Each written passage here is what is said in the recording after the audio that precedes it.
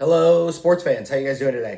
I thought I'd do a little video today that kind of highlighted some of the things that have been going on in the industry that I thought would be beneficial to talk about. I have my own opinions. I have my own thoughts on it. But I'd really love for people to get into the comments at the end of this video, give me their thoughts, how they see things going and everything. As most people know, there's been a really issue in the last few weeks with grading companies, and more specifically with PSA. I think, if you're in the industry and you do the business that I do, you know about the horrible story of the guy who submitted a bunch of cards. PSA said that they would buy back some of those cards. He sold them directly to PSA, and PSA then upgraded the grade of the cards that he had submitted to get graded. He had a bunch of 9s. The cards that he was sold back to PSA magically then became 10s when PSA bought them. And it kind of just created this whole kerfuffle in the industry. And while that is horrible in every sense of the word, because, not only is it market manipulation, it's corruption in any way you shake at it. I think one of the bigger issues is what I really wanted to talk about and highlight in PSA. And it's something that I think we as a group of collectors and the market has the power to impact and change. And there's a lot of different points about it. In front of me, it's not every grading company that I have, but it's 3 of the bigger companies that are unfortunately now all owned by the owners of PSA. And I think it was today or yesterday, a congressman in the U.S. Congress had submitted a request to basically investigate. I think it's like Collectors LLC or whatever it is, the name of the company that owns PSA, owns SGC, and then has recently bought Beckett. From my perspective and the way that I do things, I like things in certain ways for the collections that I have. And then for resale value, I look at things in a different manner as well. And, at the end of the day, PSA is the cream of the crop when it comes to grading cards. And they don't necessarily have to be. I think we as a group have given them the power to be the most powerful group. And instead of sending our money and doing things with other groups, this is where, the power in the market is. And, from my personal experience in the last, few months, it's very hard for me to stand by PSA and submit cards to them anymore. And I don't do submissions to PSA very often. I do it probably twice a year. I did one earlier this year. I did one last year. And I did one, a few months ago. And the one a few months ago has just been causing me more headache than I could conceivably put. And I have had to be on the phone, not only in getting the cards sent to PSA, but since they've been sent out to PSA, I have probably called PSA no less than 15 times in the last 3 months in order to figure out what the heck's going on. And we'll just start there with the fact that I had submission of about, I think it was 15 or 16 cards. And all I wanted from the cards was to be authenticated. I didn't want them to be graded. Some of them were autographed. Some of them were autographed in person. I didn't really care about the grade. I didn't really care about any of that. I just wanted them in a slab. This is for a client that I did the submission for. It wasn't for myself. And, that person just wanted them in slabs, which is not a crazy ask. I mean, I think that a lot of people, including myself, they like the protection value that the slabs bring. And it just makes it cleaner to display, right? Like the difference between these two cards and a display value is crazy, right? Like this is kind of half-assed and this is exactly what it should look like. It can be presented, it can be put out to public. There's different ways to put this out, to be shown to people, et cetera, et cetera. And for me, I have cases of cards kind of all around me, and I look at it in a lot of different ways, but in submitting these cards, the problem with PSA is that it's if you're submitting a lot of cards, not a lot, but a lot, like a group of cards, you have to make sure that the lot that you're submitting is all the same type of card. You're not having them done in different scenarios and different grading situations, and that confusion that PSA does, you have to work with them and call them and figure out, okay, I had 15 cards. Well, those 15 cards ended up having to go into 3 different submission levels, and I had to work with them to figure out which submission level was which, et cetera, et cetera. And, as we all know, and everybody that knows that submitted in the last few months, the backup at PSA is just asinine. I submitted the cards at the beginning of October, and on the how long it would take, one lot said it was going to take 20 days. The other 2 lots said it was going to be 45 days. Well, PSA has now subsequently changed it because of the way that we all, as the consumers, complained to them. The way that they used to display their turnaround times didn't indicate that did not include the shipping, them holding the cards, them waiting to grade the cards, all of it. And that time frame is subjective. There's a crazy amount. And of the 3 sets that I submitted, they haven't been going at the same pace. First of all, there was an issue with one of the cards. PSA had to reach out to Topps to verify that the card was in one of the sets that it says that it is, which I know it was. I know the card was in that set. I know that the card's a verified card. I know that the autograph on the card is a verified autograph. I know that the autograph is from the player that it claims. I know all of that. That is all fact. And I just heard back yesterday, PSA never heard back from Topps. And because PSA never heard back from Topps, they're now just going to ship the card back to me ungraded, unverified, everything. They're just going to give it back to me. And I then will have to go through the exact same process again in resubmitting the card. And that's just insane to think of, because I personally, this card is going to take 4 or 5 months for me to get back. The return date, which was originally before the hold that was put on for the issue with the card, was the end of this month, which was, I submitted, which is 60 days. That's 60 days basically from when PSA actually received them. But 60 days from a 20-day window, that means that they basically just held the card for 40 days. And that's not great for a consumer and someone, when a lot of people that are submitting to PSA are doing it for resale value. They get a card, they want to sell the card, and so they're trying to get it back as quickly as possible so that they can sell the card before, the market value of that card changes. And I think that we as a group are also to blame for the backup and the issues that PSA have seen. And I think that there's twofold in those issues.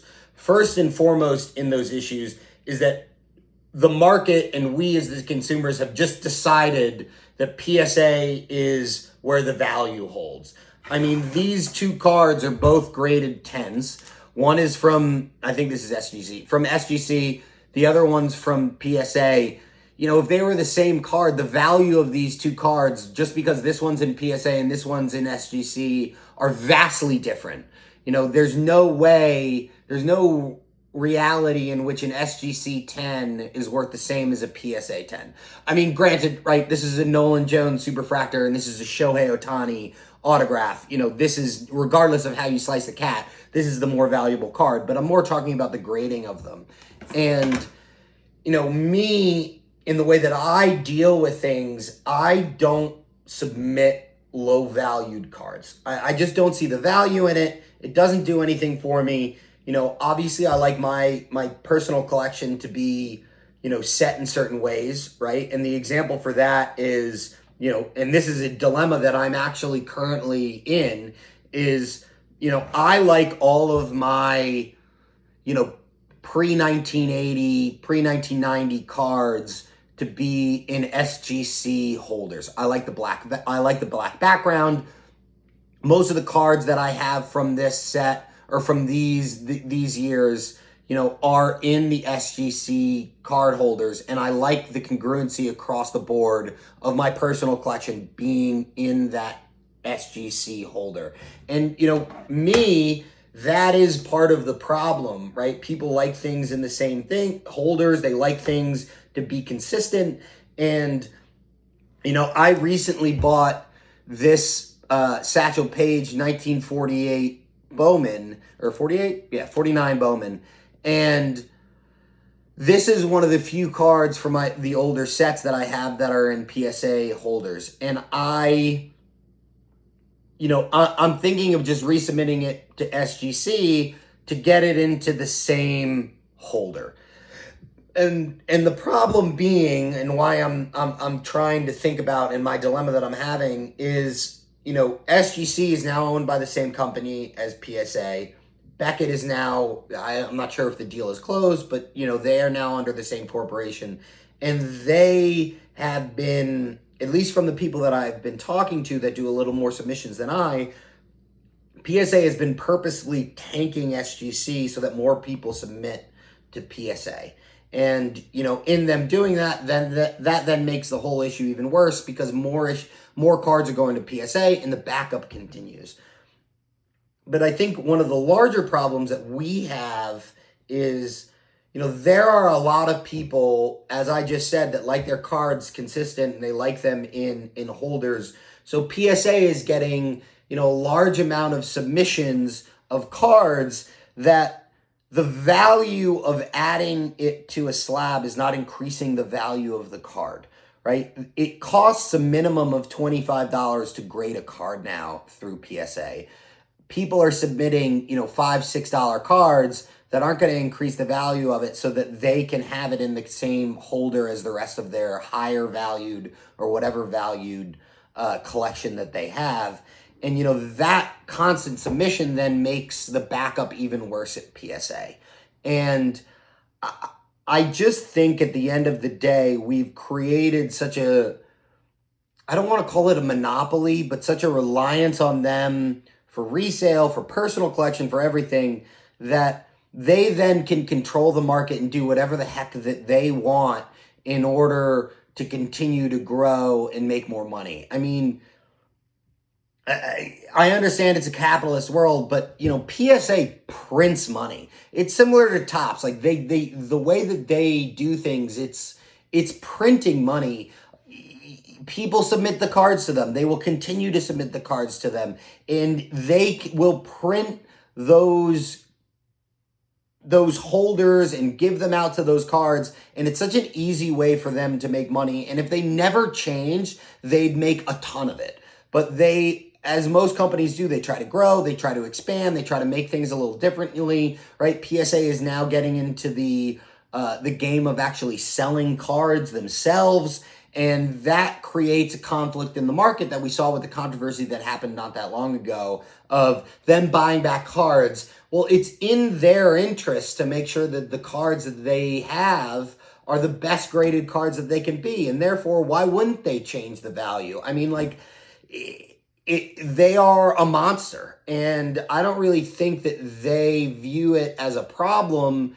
People will just keep coming back to them. And I think that we as a group can come and put the money into a different grading company to then make things a little better and homeostasis across the base of all the grading companies. But, if all of these grading companies end up being under the same umbrella, then, that's a little suspect to me. And I think that we can change that. I mean, I'm struggling. I probably have 100 cards with me, not 100, around that that I need to submit, not only for my personal collection that I want to get graded, but also I have cards that I need to get graded so that I can sell them. I mean, where is it? It's around here somewhere. I pulled a couple. Where are they? Let me see if I can grab it. They're right here. Are they? No, maybe, possibly. No, they're not here. I'm not gonna go look for them. But I have a couple superfractors that I've pulled in the last few months. A raw superfractor is about as valuable as you can get in terms of a raw card, but having it in the holder, having it graded, all increases the value no matter what. They tend to grade superfractors a little more lenient than a lot of other cards because it's the only one. It's hard to say unless you ruin the card. Most of them come back 8s, 9s, 10s, 9s, 10s.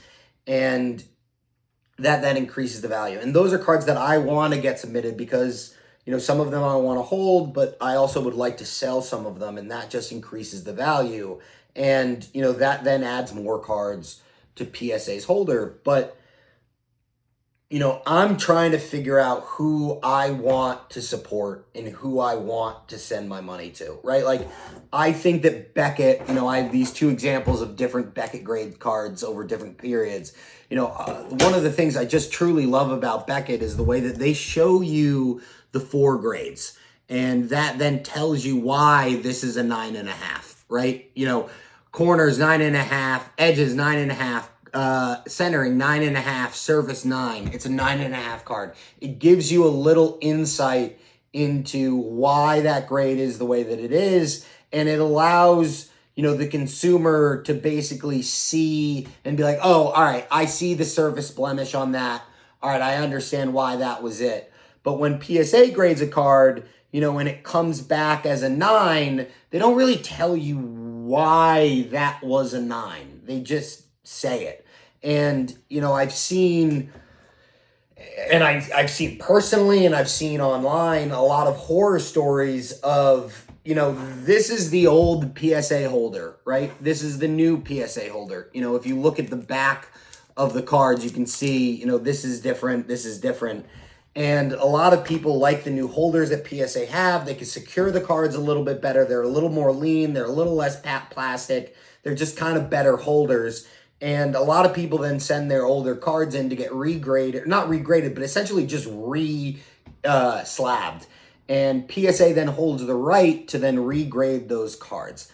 I have seen horror stories of people sending in core. I know one personally. I talked to a guy who lives and works in Cooperstown. He sent in a bunch of cards to get re-slabbed, and nearly all of them were regraded, and in being regraded, they were downgraded, and they lost value from the cards. The worst that I saw was a submission of a card that was a clean. They had the picture of the card before they sent it in. They had the picture of the card in the packaging that they sent it to, whole 9 yards, and when the card came back, it had coffee stains on it, and they gave the card a 4. And it wasn't the submitter's fault that got coffee stains on it. It was PSA's fault that they got coffee stains on it. And as a result of their own mistake, they then graded the card incredibly low. Granted, right, you can't have a card that has coffee stains and grade it at a 10, right? That can't happen. But it's at the fault of PSA. The same person that had that submission said that they had cards that all came back with a crease in the middle. The crease was all in the same place. Every different card had the same crease, same place. And that was an indicator of the way that PSA held the card in order to examine it. And that then caused issues with it. And it's really hard when you have a valuable card or a card that you're trying to gain value of, and you think that it's in value of X, and you submit it to the grading company, and then by the grading company's fault, that card is then downgraded. That's just not right. And I am really struggling with who to submit my cards to.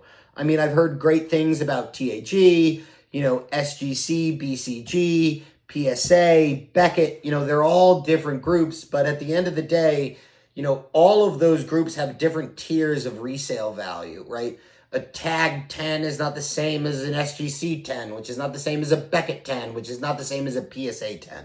And because of that inconsistency in the way that the consumers view it, most people want the most value out of their cards, right? Who wouldn't? I agree with that. But when you only put the value in one grading company, that grading company can then control the market. And we've seen that. And that's perpetuated by the fact that their parent company then keeps on buying all the other grading companies and then puts them under the same umbrella. And no one really trusts that umbrella. So, as I've said, I'm in a little bit of a dilemma. I'd love to know what other people think. A couple comments would be great. Who you guys are trusting, who you're trying to submit your cards to, because everybody that I've really talked to is up in the air in what they want to do. And, I'd love some input. I'm a little annoyed. I think that the market has been manipulated. And, we as the consumers are paying the price for that. But we also are somewhat at fault for allowing a company to get so big to manipulate the market. So, I thought I'd do a little video, show some of the cool cards that I have that are in front of me.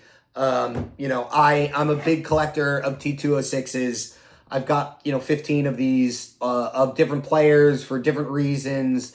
But, I try to find them all in SGC holders. If they're not in SGC holders, I try to get them raw and, I then get them submitted. But, I have, my 1953 Satchel Paige Topps.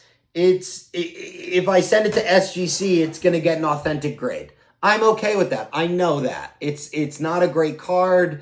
It's got some edge issues. It's got some everything. And I don't really care about all that. I just want it to be in a holder, which is what a lot of people want. So, if anybody has any ideas for me, any thoughts on the current market, where you guys are submitting those cards, please let me know. I'd love to know. I'd love to get a little conversation going. That's my little video for tonight. Hope you guys enjoyed it. I'll be back on Sunday or Monday, slabs on Monday, not on Sunday. Pat's game on Sunday night, so I'm not going to do that.